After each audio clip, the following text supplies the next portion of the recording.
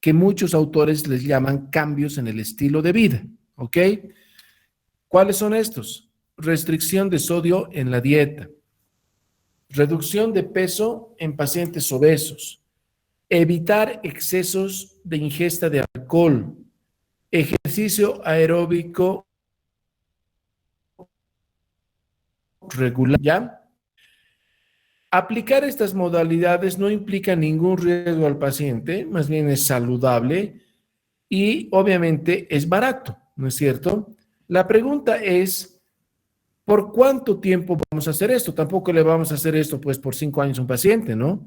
Entonces la recomendación es entre 1 a 2 meses de espera, comprobando que el paciente ha hecho caso a las recomendaciones y ahí se ve cómo está la presión arterial. Si la presión arterial se ha controlado, tal vez sea suficiente, pero si la presión arterial no se ha controlado, ese es el momento de pensar en un tratamiento farmacológico. En ese momento debo pensar, ¿qué antihipertensivo debo elegir? Entonces aquí les pongo las consideraciones de cualquier fármaco antihipertensivo. Primero, debe alcanzar el objetivo deseado. Ahorita vamos a ver cuál es el objetivo. Segundo, se debe reducir la mortalidad cardiovascular. Esto es importante porque ¿de qué se va a morir un paciente? De un infarto agudo de miocardio, de una insuficiencia cardíaca severa, etcétera, ¿no? O también de un stroke, que es una enfermedad cerebrovascular, etcétera. Por otro lado, no se debe reducir la calidad de vida, o sea, no por bajar la presión al paciente lo vas a dejar en su casa en un rincón porque no puede ni moverse por la presión baja, ¿no? Y adaptar el precio a cada paciente.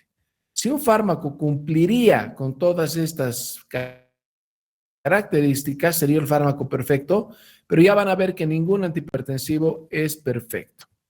Cuando nosotros decidimos iniciar una terapia, vamos a empezarla siempre con un medicamento. Esto se llama monoterapia, mono igual 1, ¿no es cierto? Esto se hace en pacientes con hipertensión arterial primaria leve, que no está muy alta. Acuérdense de esa clasificación, que se las voy a mostrar después. La monoterapia es útil en aproximadamente el 50% de los pacientes. Pero para eso, hace ya varios años, yo dije, ¿cuál es la realidad de nuestro Bolivia, en Bolivia, en Cochabamba?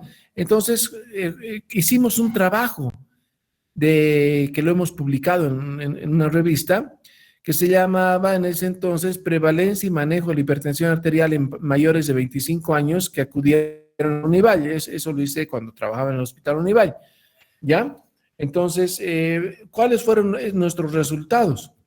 Fíjense que el grupo etario más frecuente que se trataba eran los de más de 60 años. El sexo femenino, a diferencia de la literatura internacional, era más afectado. Y el motivo de consulta, edema de miembros inferiores, cefalea, disnea. La complicación más frecuente de una hipertensión de larga data, la insuficiencia renal crónica. Y estos fueron los medicamentos y o asociaciones más utilizados. IECAS más diuréticos, ARAs, antagonistas de los canales de calcio, IECAS más beta bloqueantes, IECAS más antagonistas de los canales de calcio, diuréticos, alfa bloqueantes. Esta era, digamos, o es una situación en Bolivia. Entonces, hay algunas cosas que están bien y otras que no están bien. Entonces, lo que la literatura internacional recomienda son estos grupos de medicamentos donde nos dicen que hay 5 familias de fármacos que se consideran de primera línea, ¿ya? Estos fármacos o familias son los IECAS, inhibidores de la enzima de conversión, los ARA2, antagonistas de los receptores de angiotensina 2, los diuréticos tiacídicos, los antagonistas de los canales de calcio, los beta bloqueantes. De estos 5 grupos, los 4 primeros son los de preferencia, dejando a un ladito a los beta bloqueantes, ¿ya? Para saber cuál era uno de los mejores medicamentos, clásicamente hay un estudio que se llama el estudio All Hat, que ya se ha publicado en el 2002, casi son 20 años, fíjense. pero hasta el momento es el estudio más grande que ha tomado, porque fue un estudio multicéntrico en varios países además, donde se vieron a 33.357 pacientes, una población de hipertensos muy grande, ¿no? Un estudio a doble ciego, donde se utilizó comparando a la clortalidona, que es un diurético tiazídico, con el lisinopril y con el amlodipino. Los tres medicamentos fueron efectivos, sin embargo, los diuréticos tiazídicos fueron superiores en la prevención de enfermedades cardiovasculares y fueron más económicos. Entonces, este es un estudio clásico donde ya nos dicen que la monoterapia con uno de estos medicamentos sirve.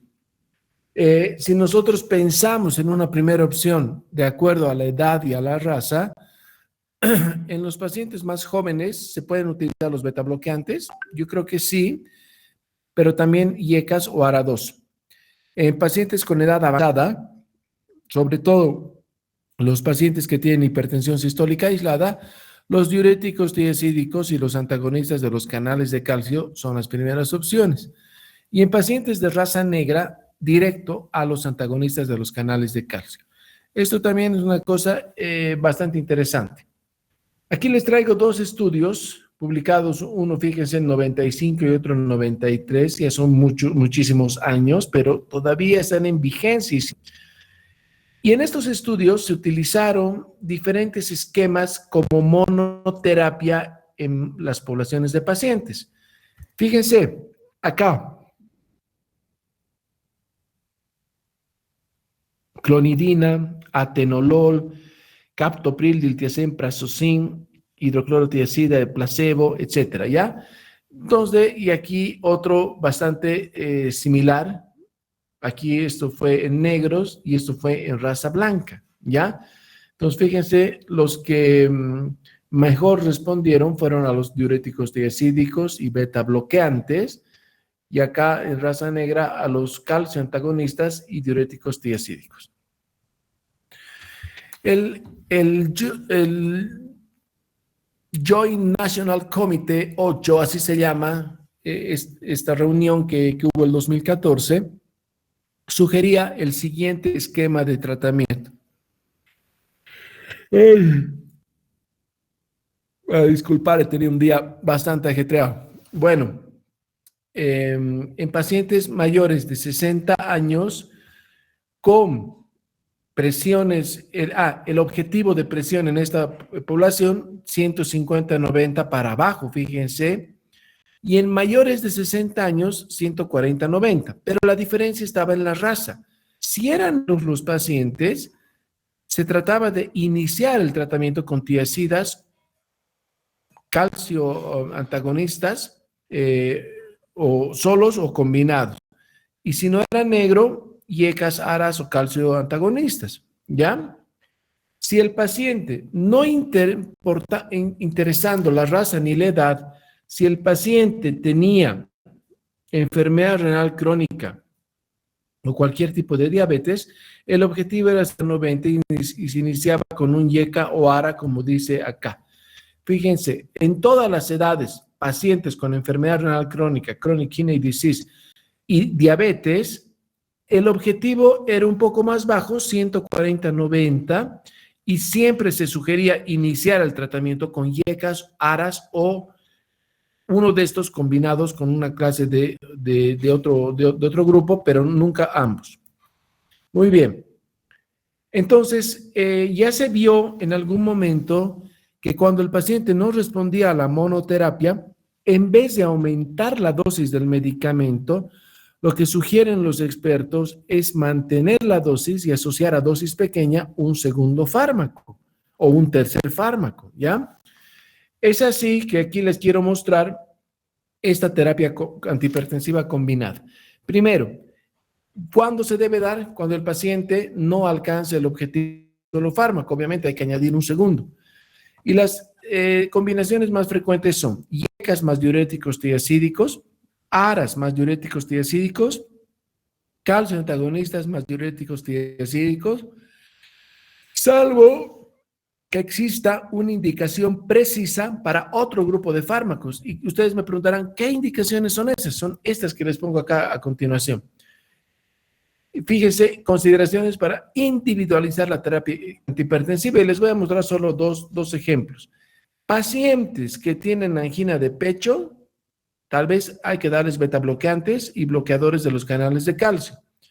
Pero pacientes con fibrilación auricular de alta respuesta, beta bloqueantes y bloqueadores de los canales de calcio de tipo no dihidropiridínicos. Ahora vamos a ver cuáles son.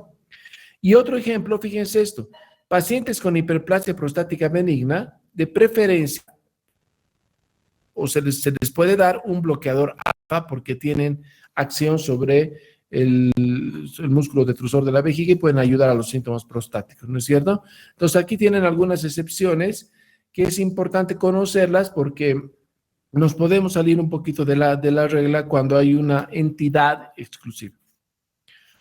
Ahora les voy a hablar un poquito de los grupos farmacológicos. Diuréticos. Todos los diuréticos pueden disminuir la presión arterial, ya sean diuréticos tiacídicos, diuréticos de asa, diuréticos ahorradores de potasio o derivados indolínicos como la indapamida. Sin embargo, a pesar de que todos se pueden dar, los más comunes utilizados como antihipertensivos son las tiacidas, de las cuales en nuestro medio, en Cochabamba, Bolivia, la hidroclorotiacida puede ser el fármaco más popular, más conocido. Y alguna vez llega clortalidona, es un medicamento que hay a la mano, lamentablemente. También tenemos metolazona, por si acaso, ya que es un diurético más potente. ¿Cuáles son los efectos secundarios de los tiacídicos? El principal, disminuye el potasio, hipocalemia, puede aumentar la dislipidemia en pacientes que tienen este riesgo en un 5 a 7%. Puede aumentar la resistencia a la insulina, es algo que se está estudiando. Producir hiperuricemia. O sea, si ustedes tienen un paciente que tiene gota y que tiene hiperuricemia, la recomendación es no darle diuréticos tiacídicos porque vas a desencadenar, vas a precipitar un ataque agudo de gota y tu paciente te va a odiar, ¿no es cierto? Y también pueden aumentar el calcio, producir hipercalcemia. ¿Con qué antihipertensivos se pueden asociar los tiacídicos? Con betabloqueantes o beta-adrenérgicos, IECAs, ARA2, antagonistas de calcio y con otros diuréticos, pero con otros diuréticos solo en situaciones especiales. ¿Cuáles son los fármacos más utilizados? Hidroclorotiazida y clortalidona a las dosis que ven en su pantalla. Y les repito que los efectos secundarios más frecuentes son hipocalemia, potasio bajo, hiperuricemia o ácido úrico elevado e intolerancia a la glucosa. Las tiacidas, por si acaso, no pueden, están contraindicadas utilizarse entes con filtrado glomerular menor a 30 ml por minuto. Vamos a hablar de los inhibidores de la enzima convertidora de angiotensina o IECA. Estos fármacos conocidísimos desde hace ya décadas son muy útiles, de los más utilizados, son fármacos muy conocidos, son buenos en monoterapia hasta cierto punto y el mecanismo de acción es que inhiben la enzima convertidora, por lo tanto disminuyen la formación de angiotensina 2, pero también inhiben la sinasa 2 y al inhibir la sinasa 2 aumentan los niveles de bradicinina. ¿Esto por qué es importante? Ahorita lo vamos a ver. ¿En qué indicaciones tienen los IECAs? Insuficiencia cardíaca, disfunción ventricular izquierda, antecedentes de infarto miocardio, diabetes mellitus, insuficiencia renal crónica con proteinuria con filtrado glomerular mayor a 30, eso no se olviden. Por esto les decía lo de la bradicinina. Los efectos secundarios pueden producir hipercalemia, porque estos fármacos, acuérdense que los diuréticos pueden producir hipocalemia, o sea que se pueden dar en pacientes que tienen tendencia al potasio elevado, pero los pacientes que tienen hipercalemia no pueden recibir IECAs porque los IECAs disminuyen de forma indirecta al inhibir la angiotensina 2, también van a disminuir la secreción de aldosterona, ¿no es cierto? Y esto en el túbulo distal, como seguramente les han explicado, pues no va a abrir los canales de secreción de potasio. Y no se olviden que al inhibir aumentar los niveles de bradicininas, pueden provocar tos. Por lo tanto, el efecto secundario más frecuente de los IECAS es la tos, que es seca y irritativa, ¿ya? Una recomendación que estos medicamentos no deben darse a mujeres embarazadas. Los diuréticos IECAS se pueden combinar los IECAS, perdón, se pueden combinar con diuréticos, antagonistas de los canales de calcio, alfa bloqueantes, beta bloqueantes. No se recomienda la combinación con ARAS. IECAS y ARAS no se recomienda.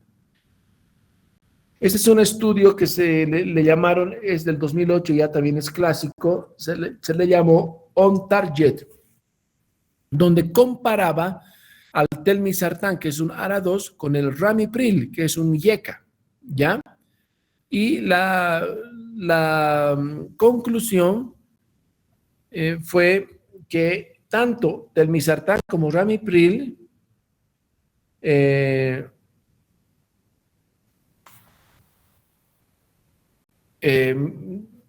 mejoraron el deterioro de la función renal, ¿ya? Entonces ambos eran similares. Muy bien. Aquí, este es un comunicado del 2014, donde la Agencia Española de Medicamentos, que es una agencia muy seria, hacía esto. No recomendaba la terapia combinada de IECAS o ARA2. Entonces, eso ya está prohibido, por si acaso. No se debe mezclar enalapril o sartán. Muy bien, vamos a hablar algo de los antagonistas de los receptores de angiotensina 2, comúnmente conocidos como ARA2. Los ARA2 son el losartán, el más conocido, probablemente uno de los fármacos más recetados en todo el mundo. Después tenemos a varios, el valsartán, candesartán, irbesartán, telmisartán, olmesartán. Tengo que decirles que todos los tenemos en Cochabamba, todos estos medicamentos. Los ARA2 son muy bien tolerados por los pacientes, prácticamente no tienen efectos secundarios y no provocan tos porque no interfieren con la bradicinina, ¿no es cierto? Reducen más la presión arterial sistólica que la diastólica y son muy útiles en hipertensión sistólica del anciano. Tal vez menos que los diuréticos diésticos, pero sirven. Y otra vez, no deben o no se puede administrar este fármaco a mujeres embarazadas. Aquí les traigo algunas dosis de los diferentes ARA2, ¿ya? Y les doy también algunos efectos secundarios y algunas recomendaciones, pero lo importante es que vean también estas cosas. Los sartán, valsartán, irbesartán, candesartán, telmisartán, eprosartán, olmesartán. Todos estos son muy interesantes. Aquí hay un cuadrito comparativo de los ARAS. Aquí tienes los sartán, valsartán, irbesartán, candesartán, telmisartán, eprosartán, olmesartán. Y aquí tienes esto. Modifican el riesgo cardiovascular. Fíjense que los sartán y valsartán y eprosartán sí. En nefropatía diabética, ¿disminuyen la progresión de la proteinuria? Casi todos sí. Telmisartán sobre todo, y valsartán, que son muy buenos. Otro, por ejemplo, insuficiencia cardíaca o mortalidad cardiovascular. ¿Hay mejoría? Sí, en varios. Y el riesgo cardiovascular también.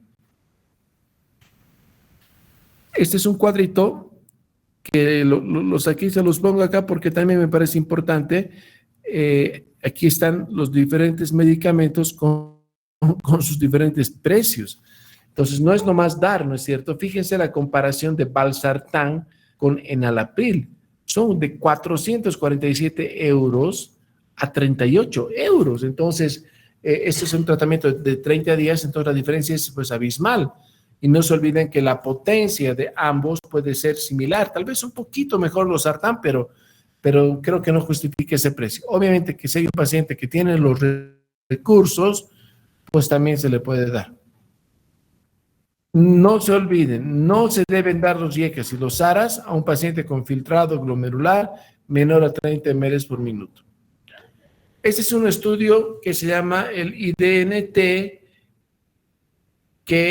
donde se utilizaba irbesartán y se lo comparaba con amlodipino en nefropatía diabética. Y se vio pues que el irbesartán era mejor que el amlodipino y que el placebo, ¿ya? Aquí hay otro estudio del irbesartán, donde reducía los biomarcadores de actividad inflamatoria en la diabetes. Ese es el famoso estudio IRMA-2. Reduce la proteinuria y mejora la inflamación. Este es un estudio de losartán, el famoso estudio renal, donde el losartán disminuye la progresión a la enfermedad renal crónica en pacientes hipertensos. Este es otro estudio del telmisartán, donde decían que es más efectivo que el losartán en pacientes con nefropatía diabética. Este es un estudio del valsartán, donde dice que la incidencia de diabetes, que el valsartán disminuye los eventos cardiovasculares en diabéticos. Y el olmesartán, que es un medicamento muy utilizado hoy en día, es excelente, es monodosis. Al decir monodosis, digo que se puede dar tanto solo ese medicamento, pero también es importante decir que se da una sola vez al día. El olmesartán es excelente, ¿ya? Disminuye la proteinuria en nefropatía diabética. Ese es otro estudio ya del 2013, donde se randomizaba, por un lado, 2 IECAS y por otro lado, 2 ARAS. Perindopril, enalapril, losartán, telmisartán. Y la conclusión fue que niveles adecuados de control de hipertensión arterial y riesgo cardiovascular eran similares en los 4 grupos. O sea que sí se puede dar uno u otro. De preferencia, por lo menos personalmente, doy más los ARAS y mucho menos los IECAS. Antagonistas de los canales de calcio. Mecanismo de acción: inhiben la entrada de calcio en las células musculares de los vasos. Bloquean los canales de calcio tipo L de la membrana celular. Por lo tanto, reducen el tono vascular, reducen la vasodilatación, provocan vasodilatación, reducen la resistencia periférica y por lo tanto reducen la presión arterial. Entonces, son muy buenos fármacos. Los antagonistas de los canales de calcio se dividen en 2. Los no dihidropiridínicos y los dihidropiridínicos. ¿Cuál es la diferencia? Yo solamente quisiera que se acuerden de memoria de cuáles hay en cada grupo. Y los no dihidropiridínicos, acordarse que son inotrópicos y cronotrópicos negativos. Es decir, verapamil y diltiazem disminuyen la frecuencia cardíaca, son bradicardizantes, bradicardia lento, ¿no es cierto? Por el contrario, los dihidropiridínicos tipo amlodipino, que son otro medicamento muy recetado, nifedipino, nitrendipino, etcétera, son medicamentos que aumentan la frecuencia cardíaca, o sea, todo lo contrario, son cronotrópicos positivos. Muy útiles en monoterapia y muy útiles en la insuficiencia renal crónica con filtrado glomerular menor a 30 ml por minuto, porque estos no te van a subir el potasio, ¿no es cierto?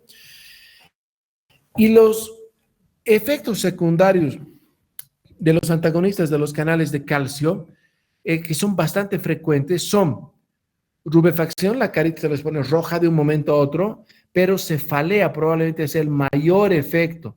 Alguna vez mareos, palpitaciones y edemas. ¿Cuánto paciente he visto con edemas que los han mandado a mi consulta porque de un día al otro se les hincharon los pies y resulta que 2 semanas antes habían empezado a tomar amlodipino? Beta bloqueantes. Mecanismo de acción. Los beta bloqueantes reducen la frecuencia de pulso, reducen el gasto cardíaco, reducen la demanda de oxígeno por el miocardio, reducen la presión arterial y pueden liberar renina, producción de angiotensina 2 y aldosterona. Entonces, ¿en qué pacientes se está indicado un beta bloqueante? En pacientes con taquicardia, pacientes post-infarto agudo de miocardio, porque disminuye la demanda de oxígeno, pacientes con disfunción ventricular izquierda y pueden ser coadyuvantes a los IECAS y los diuréticos en insuficiencia cardíaca congestiva. Entre paréntesis, el tratamiento de la insuficiencia cardíaca congestiva de hoy en día tiene 3 pilares: un IECA, un diurético y un ahorrador de potasio, porque la espironolactona no solo baja la presión, sino que te puede disminuir la fibrosis a nivel del corazón. Los beta bloqueantes se dividen en selectivos y no selectivos. Los selectivos son los beta 1 selectivos, es decir, van a actuar sobre ese receptor beta 1 y son el atenolol, bisoprolol, metoprolol, betaxolol, nebivolol. En Bolivia, en Cochabamba, en este momento tenemos atenolol, bisoprolol y nebivolol. El nebivolol es el más potente y no se recomiendan los beta bloqueantes en pacientes mayores de 60 años. ¿Por qué? Porque estos pacientes pueden tener bradicardia, pueden ser chagásicos, pueden tener enfermedad del nodo sinusal, etc. Entonces, a estos pacientes primero hay que hacerles un electro y una evaluación cardiológica antes de dar beta bloqueantes. Los beta bloqueantes están contraindicados en asma, en bradicardia de cualquier tipo, en bloqueos auriculoventriculares, en arteriopatía periférica grave, en el fenómeno de Raynaud y en la disfunción sexual. Todas estas cosas son importantes porque una vez que tú le das a este paciente puede tener efectos secundarios, ¿ya? También es importante que el paciente que toma beta bloqueantes se le instruya de que pueden inhibir los efectos adrenérgicos propios de la hipoglucemia. Entonces, en otras palabras, el paciente no reconoce la hipoglucemia. ¿Cuáles son los síntomas adrenérgicos? Son inquietud, nerviosismo, sudoración aperlada, ¿no es cierto? Entonces, ese es un problema de los beta bloqueantes. Los alfa bloqueantes. El mecanismo de acción: bloquean los receptores alfa-1 postsinápticos. Disminuyen la presión arterial diastólica más que otros grupos. Esto es importante y se ha visto que este grupo puede disminuir colesterol y aumentar los HDL, que eso es una cosa buena, ¿ya? Pueden producir hipotensión postural, taquicardia, mareos. Y una cosa importante con estos medicamentos, que aquí los ven, son la doxazosina que hay en Cochabamba y otros prazosina, terazosina. Recordarles dos cosas. Los alfa bloqueantes no son agentes de primera elección, sobre todo después del estudio OLHAT que les decía. Este estudio OLHAT empezó su estudio también con un brazo que investigaba doxazosina, pero vieron que la doxazosina duplicaba los casos de insuficiencia cardíaca y el riesgo de infarto agudo de miocardio.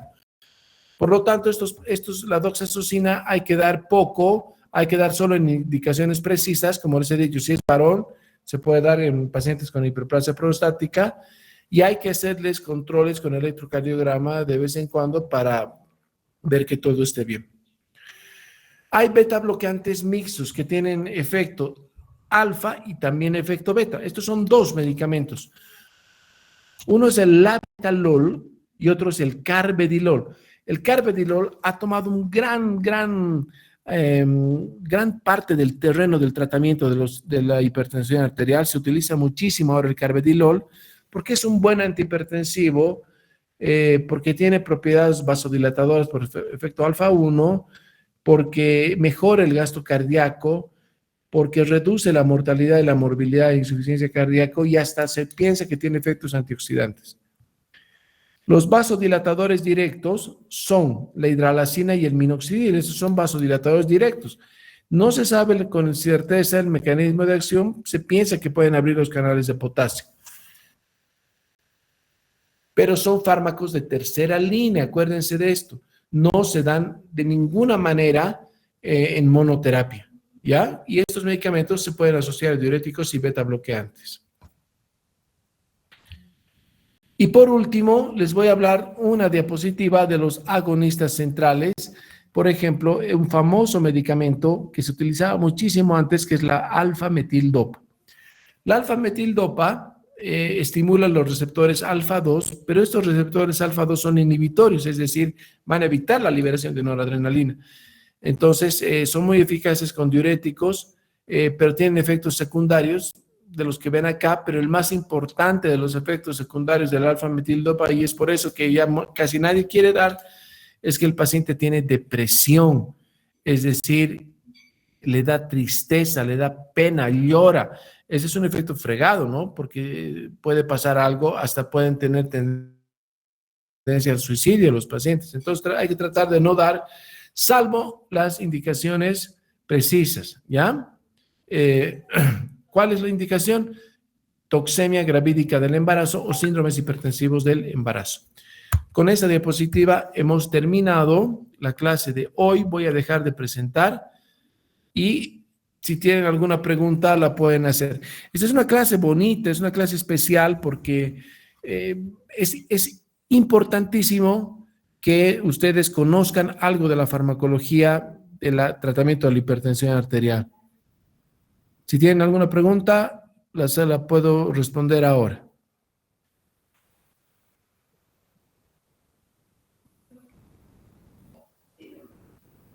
Doctor, cuando utilizamos monoterapia y tenemos una dosificación, ¿verdad? Y tenemos que pasar, digamos, el paciente no está respondiendo, no se está cumpliendo los objetivos. ¿Sería conveniente aumentar la dosis, quizás regular ese medicamento, ese primer medicamento que se está usando, o directamente quizás pasar a una combinación? ¿Cuándo sabemos? Eh, Bueno, ¿Cuál ya es. perdón? Dale, termina tu pregunta. Sí, ¿cuándo sabríamos cuál es esa línea que nos parte esa división de monoterapia, aumentar la dosis y usar combinados, doctor? Puedes hacer cualquiera de las dos cosas, pero los expertos sugieren con el fin de evitar los efectos secundarios de estos fármacos, sugieren mantener la dosis, no aumentar la dosis, aunque los ARA2 tienen pocas dosis, ¿no? Sí se puede aumentar la dosis, pero sugieren mantener la dosis y añadir un segundo fármaco, que pienso que con eso hasta un 80% de los pacientes se pueden controlar su presión fácilmente con un fármaco. Por lo más frecuente, tú le das enalapril cada 12 horas, no responde y le das un poquito de hidrocloro, te decía, por la mañana. O un losartán, que es el medicamento más frecuente de todos, le das losartán 50 miligramos cada 12 horas, no mejora y le aumentas un poquito de hidrocloro, te decía. Ok, doctor, muchas gracias. Una cosa importante, ¿cuáles son los pacientes más difíciles para poder tratar, doctor? O sea, esos que son muy costosos de que regular la presión y todo. Bueno, los pacientes que más difíciles son pueden ser los pacientes con hipertensiones severas, crónicas, los diabéticos con mucha arteriosclerosis, también los pacientes renales crónicos. No se olviden que la hipertensión es lo que decíamos la anterior clase. Los pacientes eh, tienen dos tipos de hipertensión. Una es la hipertensión volumen dependiente, que es la cantidad del volumen que tienen en el intravascular, y otro es la resistencia vascular periférica. Mientras más resistencia haya, más presión va a haber. Entonces, creo que hay que tomar en cuenta estas dos cosas.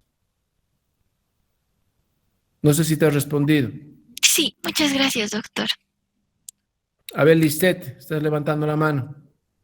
Sí, doctor, una consulta. ¿Cuál sería la potencia de la hidroclorotiazida cuando hacemos biterapia en hipertensos, digamos, asociado a los sartán de 50 miligramos? Bueno, los diuréticos, aparte de su mecanismo de acción, que es aumentar el flujo urinario, la diuresis, también pueden producir vasodilatación a dosis que no son muy altas. Eh, Hay que ver que la hidroclorotiazida se da para hipertensiones leves o se da para hipertensiones que no están respondiendo a otro fármaco, puede ser un calcio antagonista, un IECA, un ARA, pero se le da como una asociación. Entonces, la dosis antihipertensiva de la hidroclorotiazida es de 12,5 miligramos a 25 miligramos día. Con eso estás coadyuvando al tratamiento de la hipertensión. Yo pienso que con eso, si el paciente mejora, excelente. Si no mejora, puedes buscar un tercer fármaco, ¿ya? En ese caso, doctor, de la triterapia,